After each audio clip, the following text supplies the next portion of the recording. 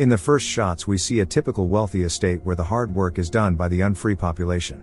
A young black woman is brought in on a horse after an attempted escape. Those who were disobedient faced a terrible punishment. The woman who wanted to help her husband was caught by Captain Jasper. She asked him to end her suffering. He gladly complied with her request. At night, the plantation owner came to the woman and said he was starting to doubt her loyalty.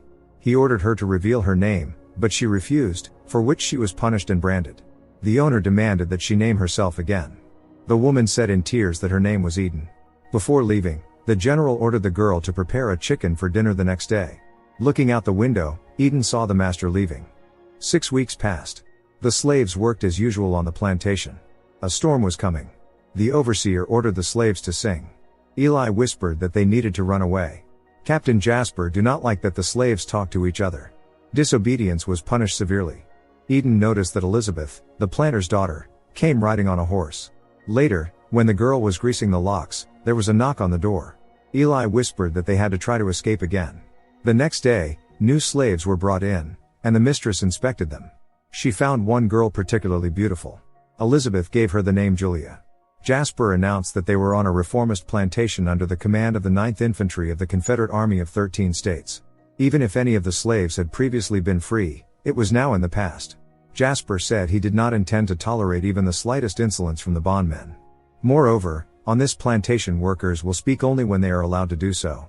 Frightened Julia asked Eden where they were, but she told her to be quiet. Later, Eli came to Eden's hut again, asking when they would finally escape. Eden closed the door on him, unable to hold back her tears. There was another knock on the door, but this time it was Julia. She knew Eden was from Virginia. Julia herself is from North Carolina. The girl did not understand what was happening, but she did not intend to play these games. Eden strongly advised her to forget about the past, but Julia continued to ask what was happening here. Eden replied that she had tried multiple times, but escaping from here was impossible. They needed to choose the right time and carefully plan their escape, and until then, they should to keep quiet and not attract any unnecessary attention. Julia was willing to do anything to get out. She also confessed that she was pregnant. Understanding that Eden was not planning an escape anytime soon, Julia called her a cowardly liar. In her opinion, Eden was anything but a leader. Eden kicked Julia out of the hut. That night, Confederate soldiers visited the general. Everyone congratulated him on his victory. According to the general, soon Washington would belong to them because they were the descendants of gods. Today the soldiers were allowed to rest at their pleasure. They chose the women they liked. A shy Confederate soldier named Daniel was attracted to Julia. The master told her to get ready to meet the corporal. Soon Daniel came to the hut to see Julia. He was very awkward, and Julia played her role. Thinking the guy was kind, she told him that he was not like his monstrous comrades. Unexpectedly Daniel's mood changed sharply. For daring to talk to him without permission, Julia was severely punished. Daniel yelled that she did not know him at all. In fact, he was just like all the other Confederates. Eden heard the screams, but was powerless to do anything.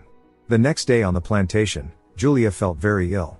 At some point, she realized that she had lost the baby. In despair, Julia began to scream. Seeing this, Eli couldn't take it anymore and called Jasper a derogatory name. To keep the truth from the master, Eden told him that Julia was sick. With Jasper's permission, Eden took the girl away from the plantation. And the captain was intent on punishing Eli for his insult and ordered him to remove the ashes from the crematorium. According to Jasper, this would knock the arrogance out of the disobedient man. In the ashes Eli saw his wife's golden cross and burst into tears.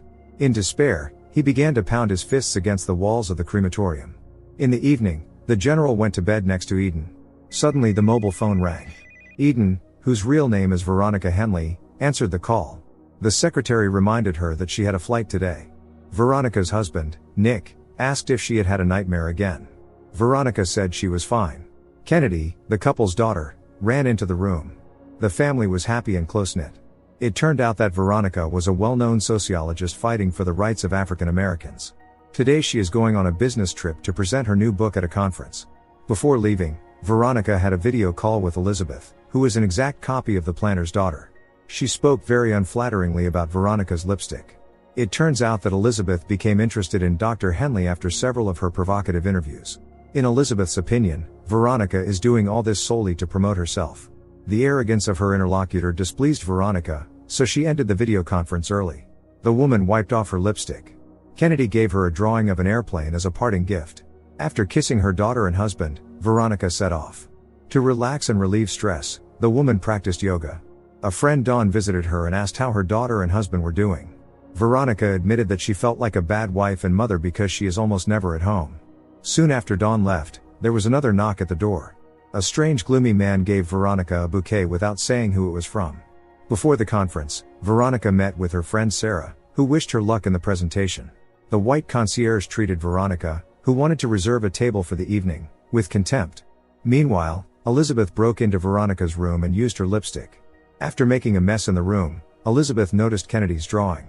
Veronica presented her new book, saying that she intends to continue fighting for the rights of black women. Veronica wants to put an end to the oppression that has continued for centuries. The audience gave a standing ovation. Later, Dawn came to see Veronica and offered to celebrate her successful presentation. They agreed to meet at 7 in the evening. On the elevator with Veronica was a girl in a strange antique dress. The girl advised the woman not to talk, otherwise they would punish her. Veronica thought the child was just playing. Returning to her room, the woman had no idea that the girl was still watching her. At 7 in the evening, Dawn, Sarah, and Veronica called a taxi and went out to have fun. Veronica was texting with her beloved husband. The friends considered her marriage to Nick perfect.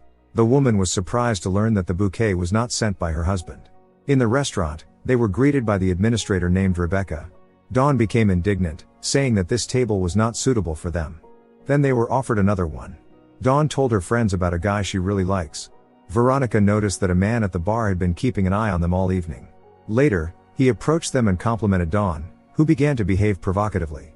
Nevertheless, she gave the man her phone number. Veronica complained to her friends about poor hotel service. Sarah was surprised because she had impeccable service. Before parting ways, the friends took a selfie. After saying goodbye to Sarah and Dawn, Veronica took a taxi. She asked the driver to turn down the music, but no one responded to her request. Suddenly she received a call from an unknown number. It turned out that Veronica got into the wrong taxi. She panicked and demanded the driver turn off the music. Seeing in the rearview mirror how Elizabeth was using her lipstick, Veronica was horrified. Suddenly someone attacked her from behind and grabbed. Her friends in the other taxi didn't even know about anything. Jasper, Elizabeth's husband, knocked Veronica out. All this time, the husband was trying to call her. Suddenly the woman woke up to the sound of a cell phone ringing. The general answered the call, assuring a person on the other end that the vote would go in their favor. Veronica overheard the general speaking about her husband, who had been giving interviews on the news since her disappearance. Veronica returned to bed, pretending to be asleep.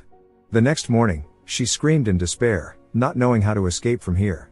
Soon she had to return to work on the plantation. Jasper was outraged that Julia was late for the second time in a row.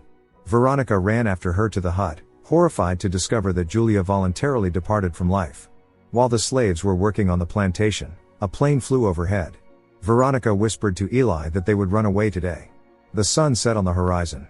Veronica waited for everyone to leave the plantation.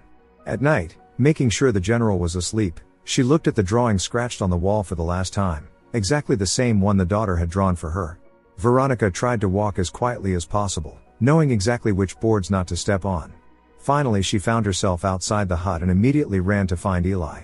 Seeing each other, they hugged. Veronica stole the general's smartphone, but dropped it when she heard someone coming.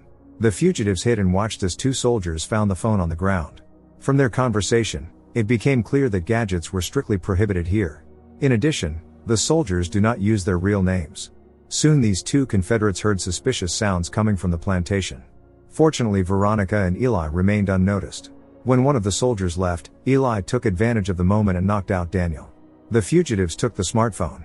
Eli asked Veronica to promise that if she could escape, she would tell the world about this place and stop this nightmare. Veronica and Eli headed to the hut, as that was the only place where they could get a signal. The woman immediately called 911, saying that she and several others had been kidnapped. But the connection was cut off. They needed the general's face to unlock the smartphone. This is the only way they can send coordinates. Veronica and Eli sneaked into the hut when suddenly the general attacked them. A fierce struggle ensued, during which the general took Eli's life. The woman attacked the general and was able to inflict a severe wound on him, shouting that her name was not Eden, but Veronica. Ordering the man to open his eyes, she was able to unlock his smartphone using facial recognition. The first thing Veronica did was call the husband, who could not believe he was hearing her voice. The woman was able to send Nick her location via message. She returned to lifeless Eli, who was a professor before everything happened. However, there was no time to mourn. To hold out until the police arrived, Veronica dragged the general to the crematorium. He whispered weakly that she would not win anyway. On the street, Veronica ran into Jasper. Panicked, she lied that the general was wounded. Luring Jasper and another soldier into the crematorium, Veronica locked them in and set the furnace on fire. Dressed in a soldier's uniform and stealing a horse, Veronica rode away from the plantation. However, soldiers and Elizabeth, firing a vintage gun, began to pursue her. Elizabeth told Veronica that she would not escape alive. According to Elizabeth, people like Veronica are only good for picking cotton on a plantation. It turns out that all of this was the idea of Father Elizabeth, who is known here as General Robert Lee. Using a diversionary maneuver, Veronica attacked Elizabeth, and a fierce fight broke out between them. Having gained the upper hand, Veronica dragged the enemy behind her on horseback. They came across a monument to General Robert Lee, which was the cause of Elizabeth's doom. Gunshots could be heard in the distance. Veronica was shocked to realize that the so-called plantation was actually part of a park that reconstructed historical events, owned by Senator Blake Denton. It was with him that Veronica participated in debates about her book. Next, we see the FBI freeing the prisoners and arresting all those involved. Soon the park was demolished.